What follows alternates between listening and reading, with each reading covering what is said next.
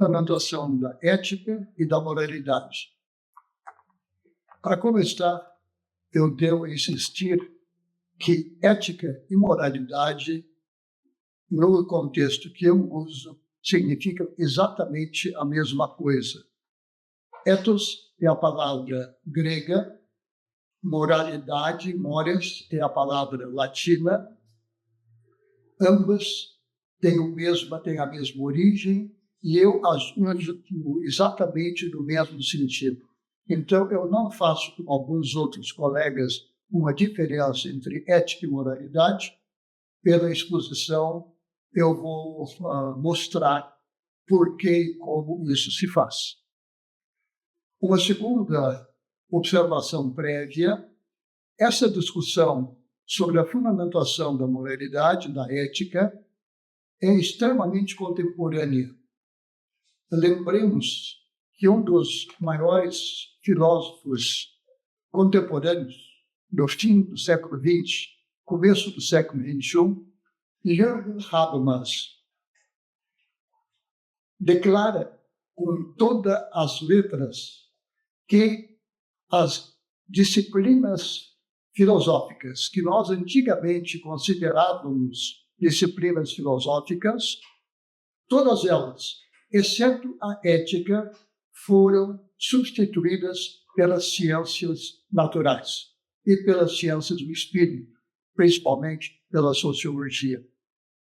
Em outras palavras, segundo Habermas, só existem ciências naturais e sociológicas e a única ciência que é filosófica é a ética.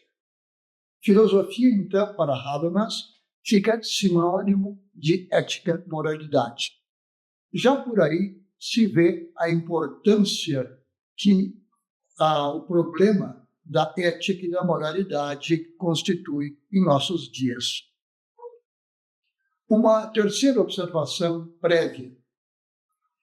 Quando Habermas e Apple pretendem fundamentar a ética em seu primeiro começo filosófico, pois eles sabem muito bem que para ser crítica a ética tem que ser fundamentada, Apple e Habermas utilizam a estrutura do discurso sem violência. Segundo eles, eticidade se constitui no discurso em que argumentos sem violência são propostos. E esta maneira de convencer e conseguir a unanimidade das opiniões, ou pelo menos a maioria das opiniões, no discurso sem violência, isso ele chama de moralidade. Moralidade, portanto, é fundamentada tão somente na estrutura do discurso sem violência. Isto está expresso em Apple e Habermas. Em oposição a esta tentativa de fundamentação, eu apresento aqui uma outra proposta que considero muito mais abrangente, que considero mais correta. Mas, para começar, eu lembro aquilo que nós já em outra ocasião aqui, neste contexto, nestas conferências, eu lembrei, que é a estrutura da família patriarcal antiga. Lembremos que na família antiga, quando o pater, vestido de branco, solenemente cantava, andando ao redor do fogo sagrado da restia, seguido pela mulher e pelos filhos, quando o pater cantava alguma coisa, essa alguma coisa se transformava em lei que ficava obrigatória. Lei, nesse sentido, é aquela obrigação que, na família patriarcal antiga, era solenemente cantada pelo pater. Hoje, nós diríamos que a lei é algo que deve sempre ser promulgado pela autoridade competente. Até hoje, nós temos essa estrutura de lei com sua promulgação, com sua obrigatoriedade. Voltando à família arcaica, o pater, quando recomendava alguma coisa, ou até dizia, permitia ou permitia alguma coisa, mas sem aquela cerimônia solene do canto ao redor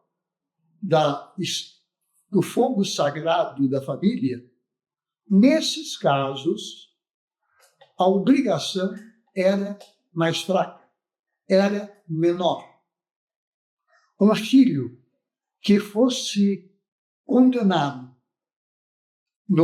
pelo canto na reunião solene em que o pater, vestido de branco, cantava a expulsão do filho, esse filho estava expulso da família, não podia jamais penetrar a casa ou passar pedras da família, ele tinha que ficar entregue ao acaso, ao destino, os antigos chamavam, ele está entregue aos lobos e vai ser devorado pelas feras. Por quê? Porque ele não está mais sob a proteção da moralidade da família. Neste caso, moralidade é idêntica com justiça. Ou seja, quando a obrigação é cantada solenemente, ela deixa de ser uma mera obrigação ética, moral, e se torna uma obrigação jurídica. E a obrigação jurídica tem como contrapartida algo jurídico, algo que era reforçado pela força. Então, o direito está sempre combinado com algo que obriga de uma forma muito mais forte que a obrigação moral. Se o pater passa uma descompostura no filho, mas não faz aquela cerimônia solene de expulsão, o filho continua membro da família, ele foi repreendido, ele fez algo que não devia ter feito, ele se sente agora obrigado a mudar de atitude, mudar sua mentalidade e principalmente suas ações, mas isso não significa, como no caso anterior, expulsão e, na prática, morte entre os lobos. A gente vê aqui claramente, já na família patriarcal antiga, a diferença entre ética e moralidade, num sentido mais fraco, e ética e moralidade quando solenemente cantadas, formuladas no canto solene, que é o hino nacional da família, aí a obrigatoriedade torna-se completamente diferente e aparece a punição física como contrapartida da lei. Para ser mais exato, na antiguidade, a lei, inicialmente, era uma lei que tirava os direitos da pessoa. Era uma expulsão. Quando não era uma expulsão, tratava-se de um assunto menos grave, e aí não era preciso fazer o canto que institui a lei. Então, na antiguidade, a gente vê dois tipos de obrigação, uma mais forte e uma mais fraca. A obrigação mais forte é a lei, e uma lei muito dura, que tem como consequência a expulsão. E uma obrigação mais fraca, que não é a lei, e que nós chamamos moral. Por que chamamos moral? Porque a lei pronunciada pelo pater era a voz dos antepassados. O pater auscultava a voz dos antepassados e, ao expressar a voz dos antepassados, ele dizia aquilo que os antepassados faziam e que ele, nessa família, continua fazendo, ele está agora se referindo àquilo que nós, desde então, chamamos usos e costumes.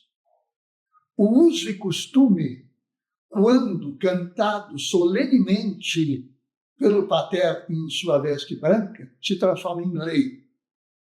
O uso e costume, quando expresso de uma forma não tão solene, ou quando mesmo não expresso, quando é implícito, esse uso e costume se chama ethos e moralidade. Mores, os costumes de nossa família, os costumes de nosso pai, os costumes de nossos irmãos, o costume de nossa família ampliada é algo que contém uma obrigação mais fraca que a lei, uma obrigação que não tem uma sentença de morte, mas que, apesar disso, é uma obrigação.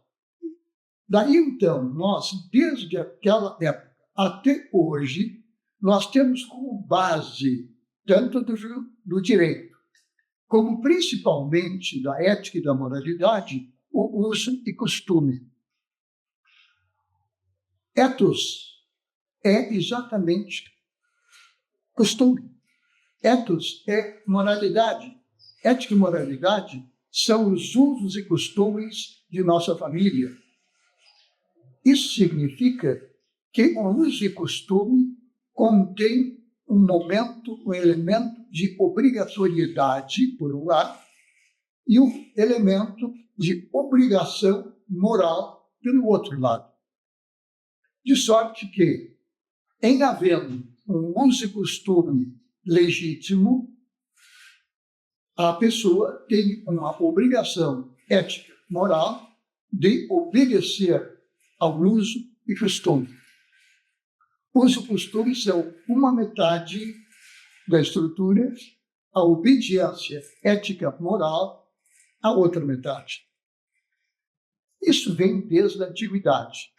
E isso vai se transformando muito logo em uma nova palavra que vai surgir já entre os antigos e que vai ser tremendamente importante, a palavra virtude. Eles vão dizer, na antiguidade e até hoje, que algo é moralmente bom ou ruim se for de acordo ou contra os usos e costumes. Esses usos e costumes vão ser, então, chamados de virtude. Virtuoso é aquilo que está de acordo com a virtude. E virtude não é um ato. Virtude é o hábito de fazer atos bons, atos virtuosos. E essa habitualidade de fazer atos bons, antigamente se chamava usos e costumes. De sorte que a virtude vai reaparecer com outro nome, mas com o mesmo conteúdo, com exatamente o mesmo conteúdo. Usos e costumes, enquanto obrigam, são moralidade, lei e constituem a virtude. E muito logo, os antigos perceberam que havia mais de uma virtude. Há virtudes. Então, já se fala em virtude da justiça, a virtude da temperança, a virtude da comedidade, temperância, a virtude da amizade, que nos textos antigos sempre aparece, a amizade é uma grande virtude, e sobre o número de virtudes e a quantidade de virtudes, há divergências de opinião que vão ser examinadas criticamente já pelo primeiro dos nossos grandes filósofos e que, na Grécia Antiga, escrevem, a saber, Platão. O tema principal de Platão é o tema moral. A ideia principal que Platão tem em cada diálogo é como é que se pode fundamentar e delimitar esta virtude, seja ela, num caso, justiça, seja amizade, temperância, num outro caso. E as virtudes, a fundamentação das virtudes, torna-se o maior problema filosófico já naquela época. Estas virtudes em Platão não são, portanto, apenas o uso e o costume de uma tradição, porque todos perceberam que nem sempre o uso e o costume é correto. Nem sempre a virtude é virtude. De vez em quando, a virtude é vício. É a habitualidade de fazer atos não virtuosos. Então, há virtude, mas há vícios. E Platão, ao escrever seus diálogos, ele está pensando exatamente nisso. Como distinguir uma virtude que é boa, moralmente boa, de uma habitualidade que é vício, que é moralmente ruim. Esse é o tema central da filosofia platônica. E Platão, depois de discutir por vários aspectos, vai chegar à ideia errônea de que o núcleo da virtude está inscrito nas ideias eternas no céu. Platão inventa o mundo das ideias como um mundo separado do nosso mundo, porque essas ideias são, em última análise, o fundamento da virtude. São o fundamento do mundo, mas não do mundo físico, também do mundo físico, mas principalmente do mundo moral. As virtudes em Platão vão ser justificadas pela concordância ou não concordância com uma ideia eterna que está lá no céu. Essa teoria das ideias separadas vai ser posta em dúvida por Aristóteles. Aristóteles critica em Platão a teoria de que há uma separação entre o mundo das coisas e o mundo das ideias. Mas Aristóteles vai continuar tratando da ética e vai escrever, aliás, 2 livros que chegaram a nós e mais 2 outros que não, dos quais nós só temos fragmentos, a Ética de Nicômaco, principalmente, e a Mínima Moralia, em que ele se dedica expressamente às virtudes. Aristóteles, quando critica Platão, mais especificamente, a existência de um mundo separado das ideias, Aristóteles traz as ideias para dentro da realidade, para dentro de nosso mundo, mas conserva as virtudes. Aristóteles tem uma ética, 2, aliás, que se conservaram, e mais outras 2 que provavelmente se perderam, porque nós temos algumas partes delas. Ele escreve, principalmente na Ética de Nicômaco, aquilo que Platão fazia no mundo das ideias. Ele tenta criticar o conceito de virtude, principalmente do conceito de justiça, para que a gente perceba o que é justo e o que é injusto. Ele quer encontrar critérios. Em última análise, Platão diz que o critério é a concordância ou não concordância com a ideia que existe lá no céu. No momento que Aristóteles traz a ideia para dentro de nós, fica o problema: em que se fundamenta a virtude?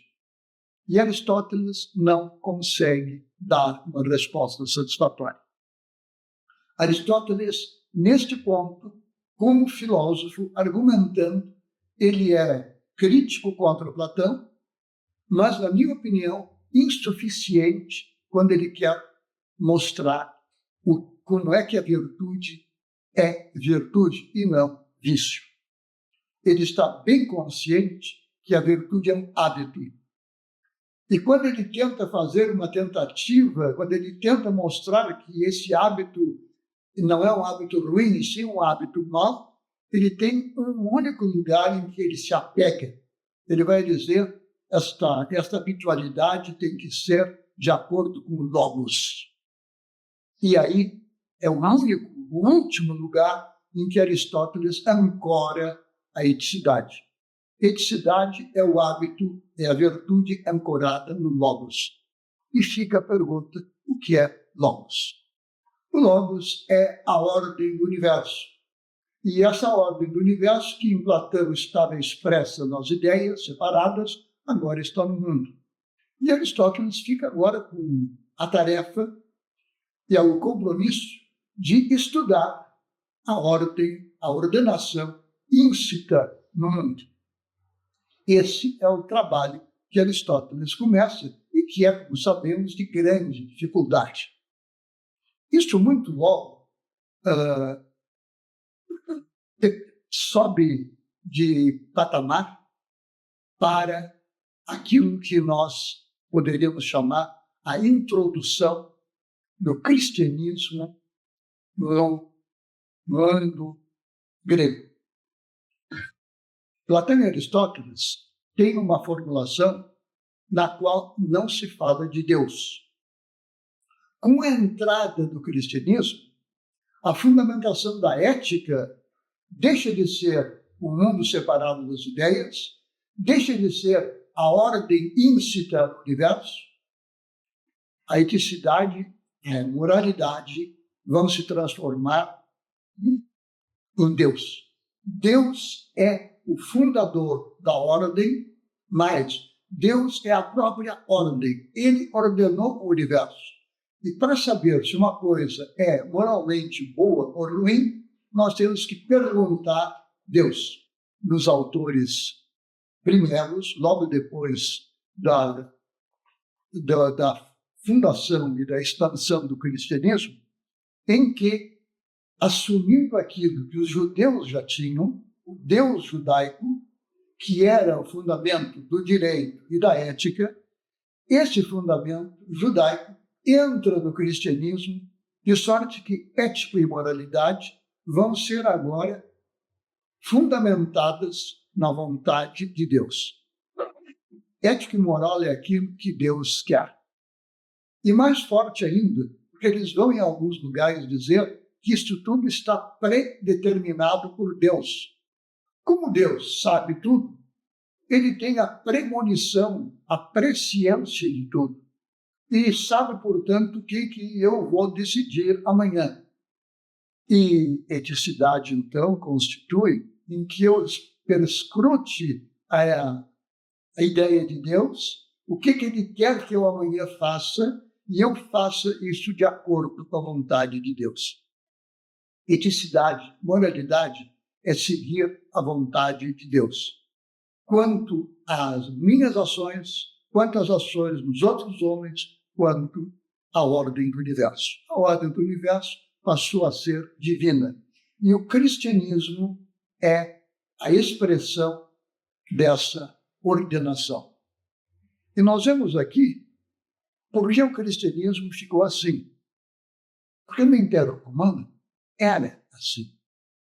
No Império Romano, que abrangia uma multiplicidade de estados, de línguas, de costumes, usos e costumes diferentes de lugar para lugar, o Império Romano havia conseguido introduzir um jus natural. Primeiro um jus romano, que depois foi estendido para o jus natural. E esse jus natural, no momento em que o cristianismo assume a forma do Império Romano que desaparece, surge o cristianismo. E no lugar do cristianismo, com o jus romano, nós vamos ter agora um jus divino. E a fundamentação ficará em Deus.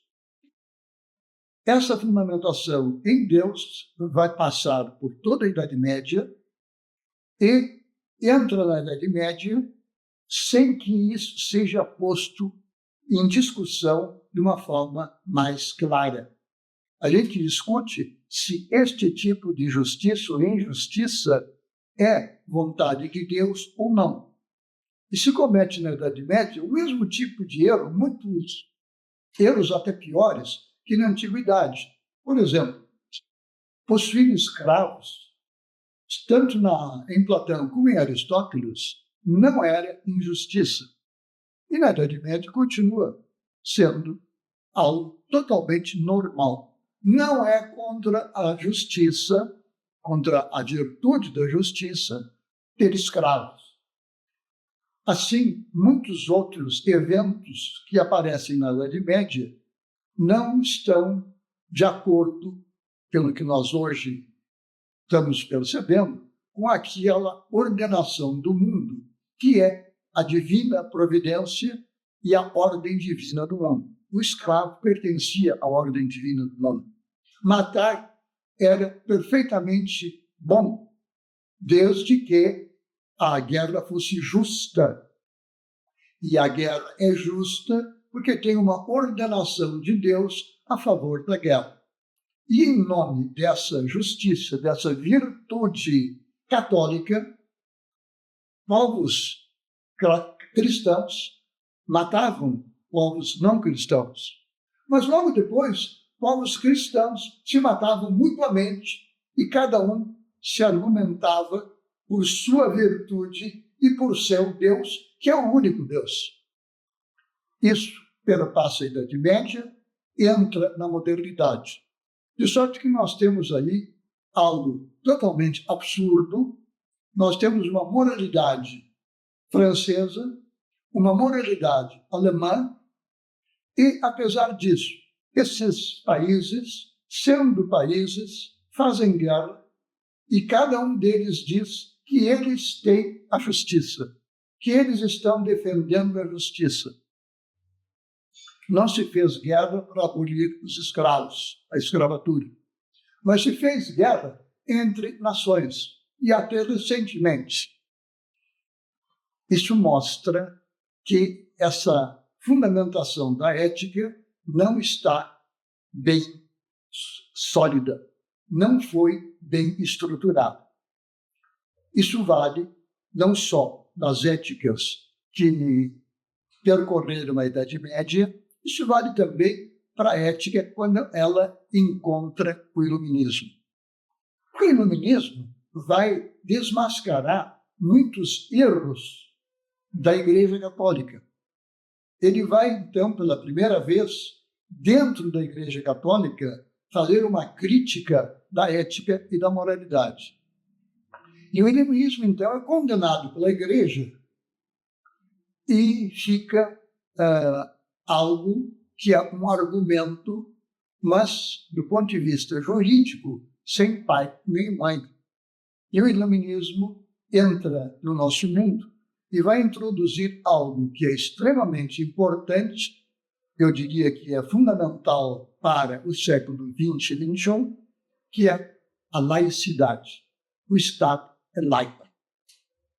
De sorte que a eticidade e a moralidade não estão mais vinculadas a Deus e a uma igreja que representa Deus com exclusividade. Não, agora nós vamos ter estados laicos, mas que são plurais. E esses estados que são plurais, muitas vezes entram em guerra um contra o outro. E ressurge a pergunta: qual é a eticidade, a moralidade que diz que isso está certo, não está errado?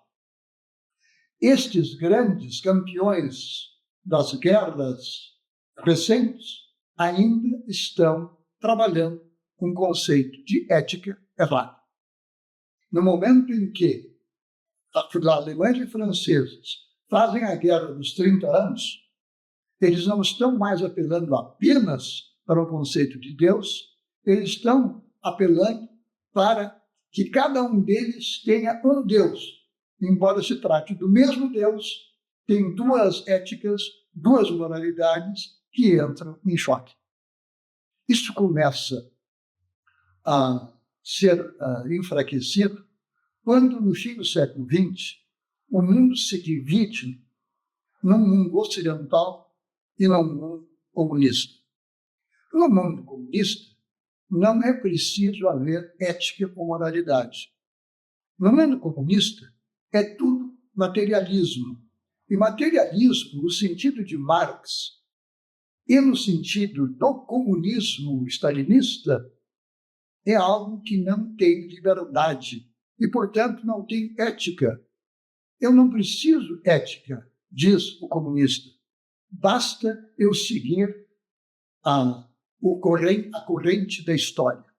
A história nos conduz e, se eu abraçar a história, eu estou sendo virtuoso. A virtude, portanto, para o comunismo é fazer a grande revolução e, tão logo essa revolução esteja instaurada, o mundo não precisa mais de moral e de ética, precisa apenas abraçar a lei. E a lei e o costume que são ditados por um comitê central do Partido Comunista. Por isso é que no Partido Comunista e no mundo comunista não se fala mais em moral e não se fala mais em eticidade, porque existe a lei. E existe o uso e costume, mas dirigidos pela ordem comunista. Contra essa predominância do comunismo vai aparecer a contrapartida, que são os países ocidentais, mas que nunca foram um único país. A Guerra Fria que se travou entre esses dois mundos tem, de um lado, um grande país, mas, de outro lado, uma pluralidade de países. E nós temos que dizer, a maioria desses países, do ponto de vista intelectual e político, eram protestantes. E, dentro do protestantismo, eles não podiam dizer que moralidade, eticidade se baseiam na Igreja Católica. Exatamente porque o protestantismo nega a identidade da Igreja Católica com a estrutura ético-moral. O protestantismo nega que a Igreja Católica tenha monopólio da ética e da moralidade. Com isso, vai aparecer, durante a Guerra Fria, a necessidade de fundamentar a ética sem recorrer nem ao dogma central do Partido Comunista, que é tão dogmático quanto o outro, nem à Igreja Católica personificada no Vaticano, mas em algo outro. Como agora fundamentar isso de outro modo? E essa é a situação da discussão na segunda metade do século XX. E nós vemos tentativas como a de Apple e de Habermas de fundamentar a ética a partir do discurso. E como eles percebem que isso é válido, que só a partir do discurso nós não temos como estruturar uma pluralidade de virtudes ou de deveres ou de males morais, eles apelam a algo que já os antigos tinham. Ressurge aqui o conceito de direito natural e uma ética baseada na ordem natural. Lamentavelmente, o direito natural ficou muito forte e hoje ninguém discute.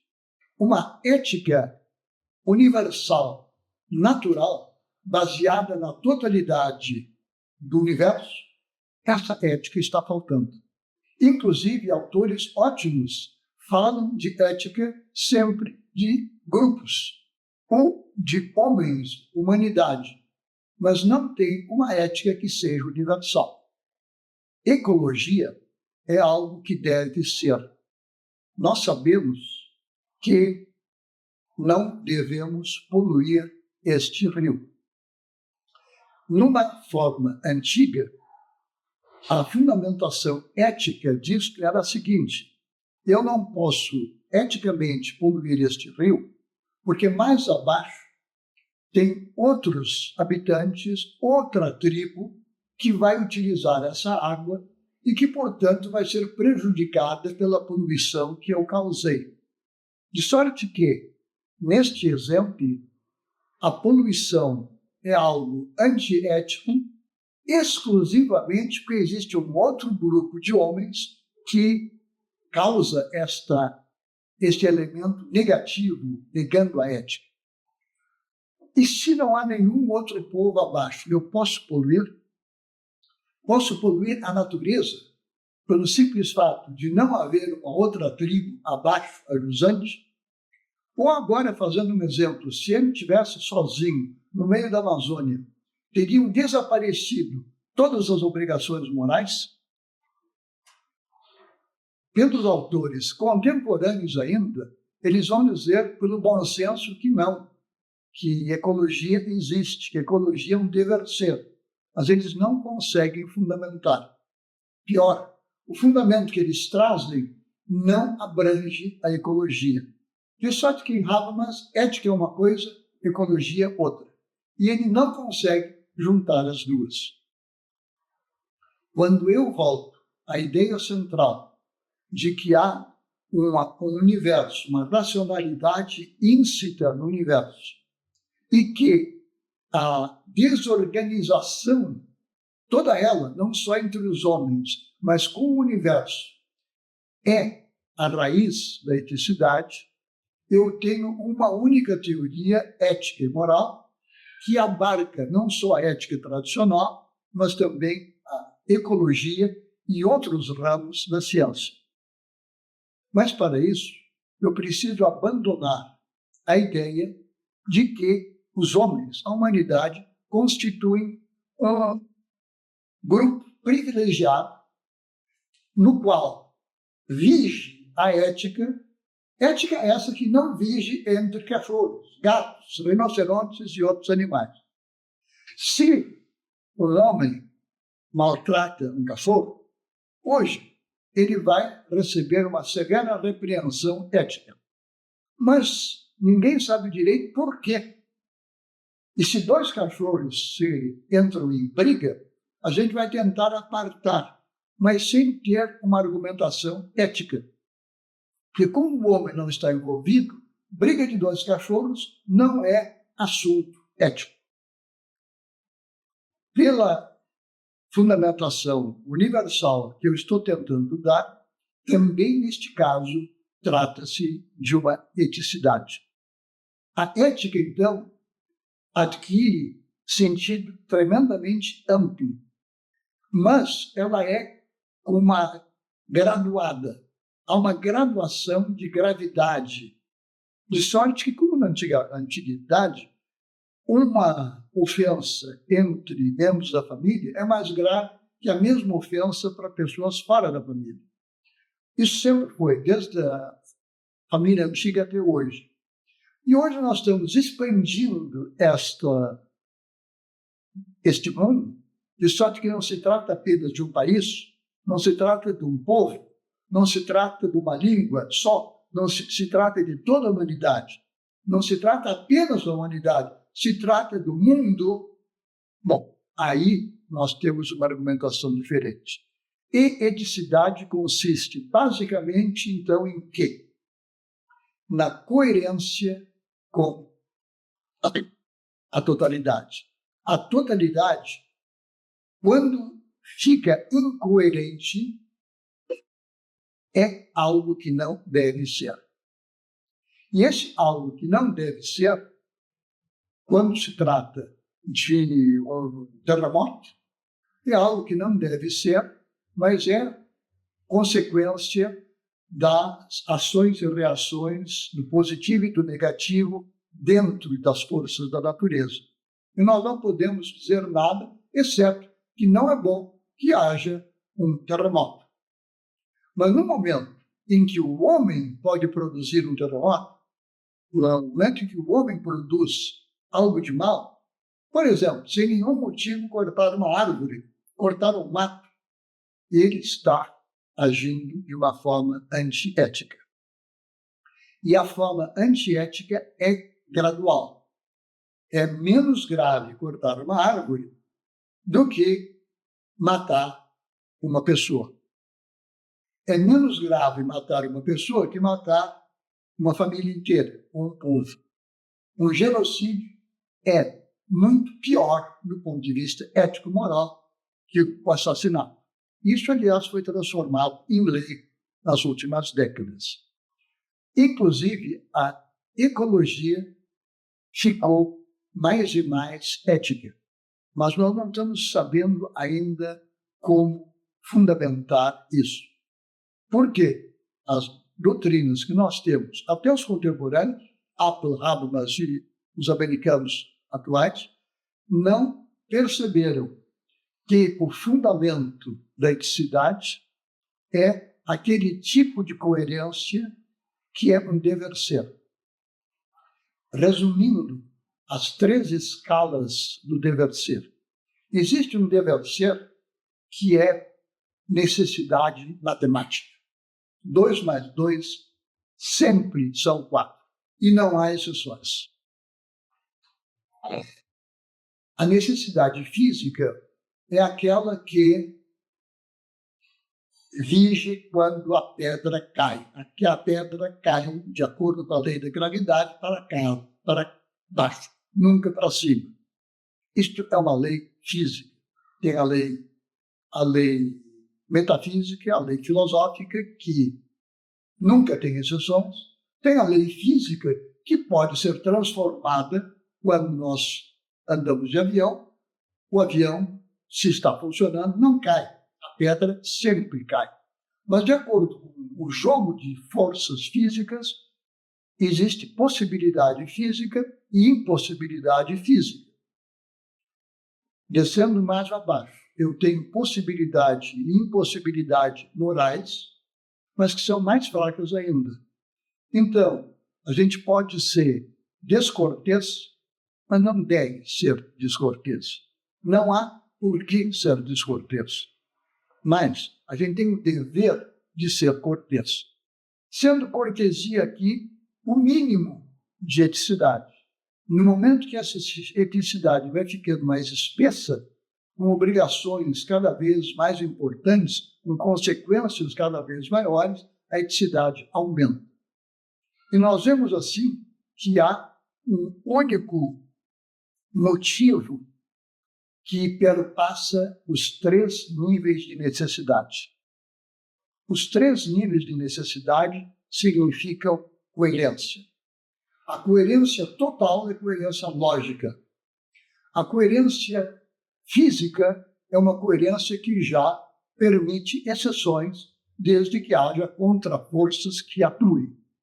E a moral, coerência moral, é aquela em que nós decidimos e fazemos ou o bem ou o mal. E poder fazer o bem e o mal é o núcleo da ética. Ou melhor, ética é saber distinguir o bem que eu posso fazer do mal que eu posso fazer, mas não devo fazer. Muito obrigado pela atenção.